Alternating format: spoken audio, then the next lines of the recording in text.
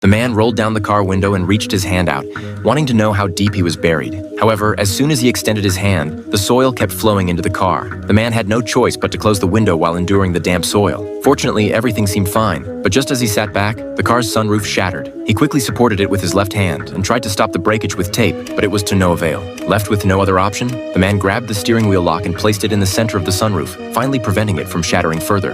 Overjoyed, the man picked up a bottle of mineral water and drank it all, only realizing near the end that it was the last water source in the car. However, desire ultimately triumphed over self-blame. Looking at the little remaining water, the man hesitated for a moment before drinking it all. After calming down, he prepared to start self-rescue. While taking inventory of all supplies, he suddenly noticed droplets of liquid on the sunroof. Despite the slightly yellowish color, the man still leaned forward and greedily sucked on them. He dug a small hole with a nail clipper and tried to enlarge it with his fingers. Taking out a credit card, he gently bent it to make a funnel, connected it to an empty mineral water bottle, and then placed the bottle on the steering wheel lock. With this, the man's drinking water problem was solved. Next, he disassembled an outdoor tent and took out a steel pipe. Carefully removing the water bottle, he further enlarged the hole and then pushed the pipe upwards. However, it seemed to hit a rock and couldn't be forced, even causing a stream of water to flow out. He quickly stuffed the hole with newspaper. For more effective exploration, he punctured the bottle cap, tied it tightly with a string, and then threaded it through a thin steel pipe to prevent foreign objects from flowing down the pipe. With everything ready, he pushed the pipe out, but the distance was insufficient. He could only connect 2 pipes with tape and continue pushing hard.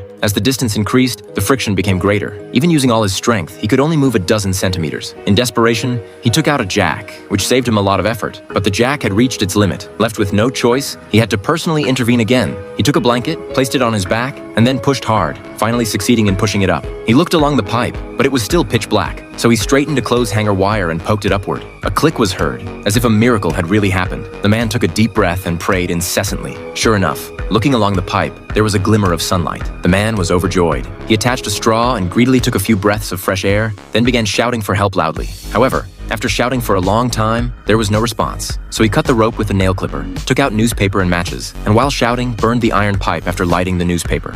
He hoped someone would see the smoke drifting out and come to rescue him. However, starting a fire in a confined space was the fatal mistake he made.